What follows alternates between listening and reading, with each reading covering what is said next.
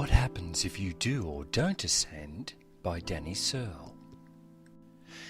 There are 3 questions I get asked on a very regular basis.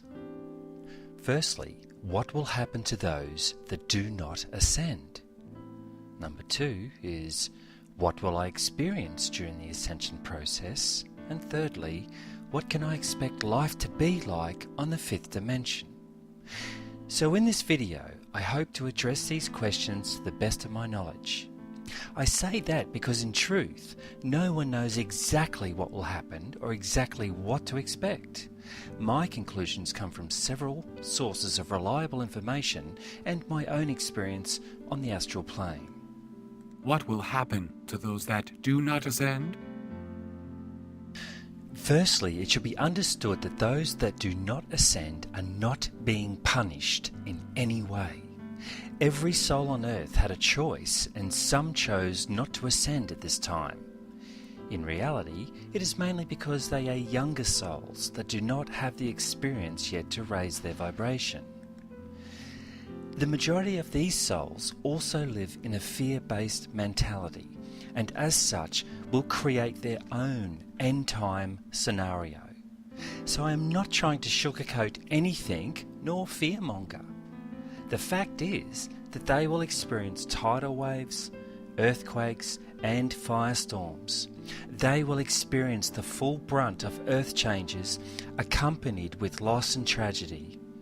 But as I said, this is not a punishment. This is what they have chosen, and it is also what they need to experience for their own growth.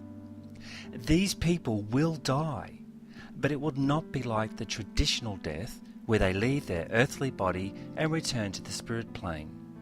Instead, they will die on earth and simply wake up in a hospital bed in a large hospital-type building. This building, and there are many other like it, exist right now on another third-dimensional planet within our galaxy. This planet is similar to Earth, but a little smaller, cooler, and much less life. The planet mainly consists of rolling hills with sweeping grassy plains. There is one smallish ocean that only harbours very primitive life. On the surface there are only very simple insect-type creatures and a few small mammal-type animals. In fact, it is what the Earth was like about 500 million years ago, before really advanced life took off. It revolves around a star very similar in size and makeup to our own Sun, and that is actually why this planet was chosen. Our Sun plays a critical role in human well-being and health, so something similar needed to be found. The people who end up here will be in a renewed body. That is, their exact body that they had before they died, but it will be cured of any injuries, malformations, disfigurements or disease. They will still have the same personality, thoughts and traits as they did prior to death. They will also have full memory of what took place. This is so they can grow from their experience. If they know what happened to them, then they are more likely to want to change their consciousness in the future. These souls will be grouped into soul-level groups. For example, young souls in one group and baby souls in another group, etc., etc. Now, for the record, the majority of souls that will ascend are mature and old souls. Soul ages is a whole presentation in itself, which I hope to cover in the future, but for now, just go along with it. Each group will be supervised by very spiritually enlightened entities from the Pleiades. These beings are known as Pleiadians, and they have had a long association with the human soul group. Pleiadians are very tall, about 10 to 12 feet. They have very high cheekbones, almond eyes, and very straight and long hair. They look suspiciously like angels from the Bible, and they have a very beautiful, visible, silver blue aura around them. So the younger the soul group, the more Pleiadians will be there to supervise. The Palladians will counsel and guide these souls and help reunite them with other family members and friends. They will teach them how to live and how to raise their vibration. This new earth will have no money, no religion, and no government as we currently understand it. All means by which corruption can thrive will be removed. The aim is to get these souls up to the 5th dimension as quickly as possible. With the help of the Palladians, some souls will literally ascend just days after the earth changes. Now, if only they had prepared themselves prior, they would have not had to endure the hardships. But in reality, every soul was exactly where they were meant to be to experience the change as they did. By the way, people who have already died before the ascension date have already made their choice. Some will ascend directly from the spirit plane, and others will reincarnate into their old bodies on that new planet I was talking about. So that is about all I can tell you about souls that do not ascend. So next we'll look at what happens to the souls that will ascend. What will I experience during the ascension process? The first thing I can say with certainty is that each person will experience ascension in a very personalised way. So what I mean by this is if you were sitting right next to your best friend and you both ascended at the same time, you would not be aware of each other, nor would you see each other. After it was all over, you and your friend would be able to swap stories about your experience, and they would be completely different. Your ascension will occur prior to any fatal earth changes or events. So let's look at the ascension process step by step. The first thing you'll notice is a raising in your vibration. This will be experienced as a tingling or buzzing sensation. Your body will begin to feel weightless, starting at your feet and rapidly moving up. You will feel an intense, but not painful, buzzing in your crown chakra, and by now you will have lost all sensation in your lower limbs. You will also experience strong butterflies in your tummy sort of feeling. Now, man-made objects like plastic, bricks, walls, electrical appliances, and even non-natural fibres will begin to slowly vibrate or have a washed out look to them, a wobbly appearance like they were underwater. These objects will begin to disappear and a cloudy haze will begin to envelop your surroundings. As the haze gets thicker, more things around you will begin to disappear. The haze seems like it's being lit by an external light source, but you will not be able to determine the direction of the light source. This is actually the veil between dimensions. You will have an experience of moving upward, however, you'll have no sense of direction. Suddenly, the haze begins to dissipate and your eyes can refocus. You will notice intense colour of every description, including colours that are not visible in the 3rd dimension. By now, you will notice that your body no longer has any weight. Yes, your body is still there and will still feel physical to you, but your body has been transformed into a light body. A light body never gets sick, never ages, never needs food, water or sleep. In fact, any requirements of the physical body are no longer necessary, including feeling hot or cold. Just like in the movie The Matrix, when Neo is inside the computer program, you will project your residual self-image.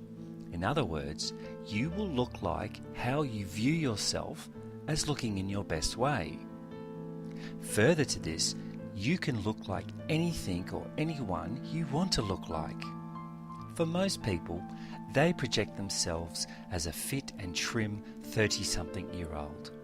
But of course, there are exceptions to this.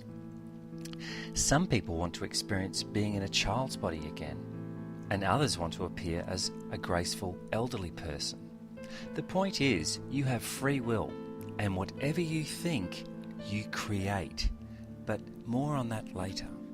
More than likely, you will appear in a beautiful grassy field or forest or standing on a beach facing an endless ocean. There will be birds and animals, but they no longer fear you, nor will you fear them in the case of big cats or bears. You will feel a oneness with all creation. If you quiet your mind and close your eyes, you can hear the thoughts of all living creatures. With further practice, you can join your mind with the herd or flock and experience group consciousness. The aromas wafting on the gentle breeze are exquisite, and the flowers are like nothing you have ever seen. There are fruit trees heavy with fruit, and actually one particular fruit is similar to a large plum. You may feel an overwhelming urge to eat this fruit. That is because it has incredible healing properties, but more importantly, it can help to ground you to the fifth dimension. So in other words, once you eat the fruit, there is no going back to the third dimension. So bon appetit. Now, getting back to your body, even though you do not need to eat, you will still want to eat. But this is purely for the sensation and the taste. Some people may feel an overwhelming urge to lay down and sleep. This is because you may have experienced a particularly traumatic event in your third dimensional life, so some extra healing needs to take place to repair your aura and your other subtle bodies. But don't worry, you're not going to miss anything. Time no longer exists.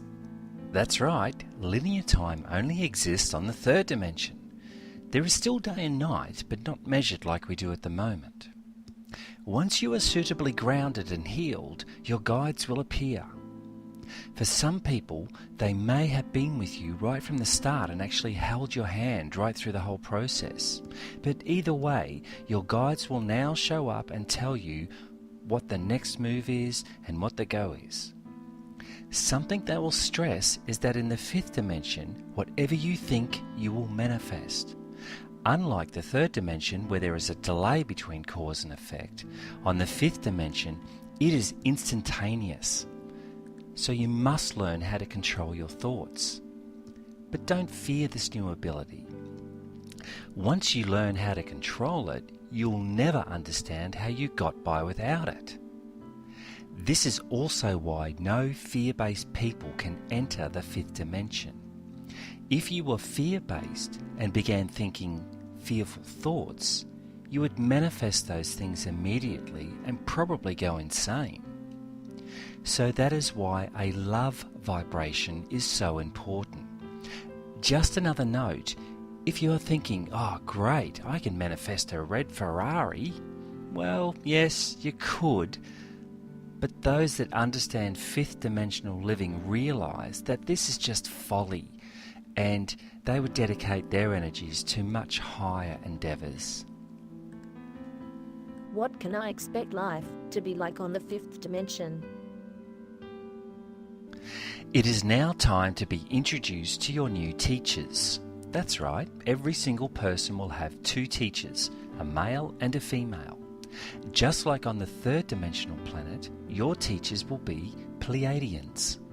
So, for the next equivalent of 2 years, they will be your full-time companions, teaching you everything you need to know about living in the fifth dimension, along with any other questions you have about the past and a little bit about the future. You will probably come to see them more as loving parent figures. But don't worry, you'll still see your other friends and family members that have also ascended. In fact, at some point there will be a massive welcome to the fifth dimension party, where everyone who has ever ascended will be in attendance. So just imagine a party where you can eat, drink and be merry and never get tired, bored or even feel bloated. The finest musicians are playing, the greatest talents performing, and some of the best conversations this side of the Andromeda Galaxy.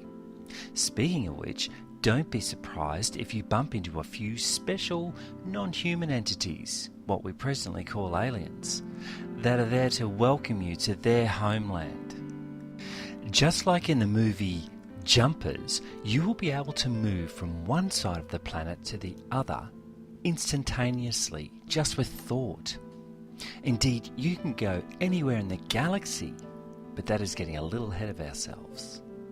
You will be free to study or practice anything you want. You could learn a new instrument, study the healing arts, or try your hand at painting. With access to the vast universal libraries and teachers, there is nothing you cannot master. After all, you have all the time in the world to perfect your art. There are lots and lots of jobs to do, but I prefer not to use that term. Work in the fifth dimension is very different to what you know in the third dimension. For a start, there is no money and no need for money, so any jobs that are based around money, like banking, are suddenly redundant. But there is a lot of work in service to other roles like creation, invention, growing, healing, caring, recording, teaching, administrating, performing, showing, travelling, and many, many more. The basic guide is anything that will benefit humanity or anything you can share with humanity that is beneficial to the whole. All work is done on a volunteer basis, and no one is forced to work in order to survive, and no one is forced to do a job that they do not like. Your home will be a creation of your own making, so start practicing now by visualizing the type of home and location you would like to live in now. And remember, you can build it anywhere in the world because travel is just a blink of an eye. There will still be cities, but not like what we have today, and a lot of these cities will actually be underwater. You will still fall in love, get married and have children.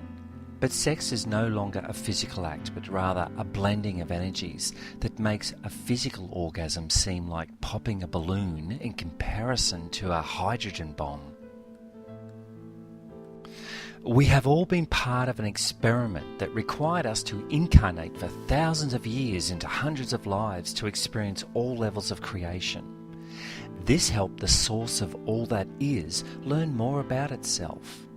The plan was to see if we as incarnate souls could be completely cut off from the source via amnesia and the dense third dimension and still find our way back to it. To cut a long story short, the experiment was deemed a huge success and enough souls were able to achieve a heightened state of spiritual awareness without ever having any direct knowledge of the source. Truly remarkable. So basically, it's all over and it's time to go home. But just like a scuba diver that has been at depth, he must return to the surface gradually or else he risks contracting the bends. The same can be said for our souls. We are originally from the 11th dimension, but if we were to suddenly jump from the 3rd dimension to the 11th dimension, we would quite literally be torn apart. So that is why we are going to the 5th dimension. We will stay there until all human souls join us. So remember all those souls that got stuck on the 3rd dimension? Yep, we cannot move to the next level, which will be the 8th, until the very last soul ascends to the 5th. But that is a long way away, and I can assure you that once you're on the 5th dimension, you would feel like you would never want to leave it anyway.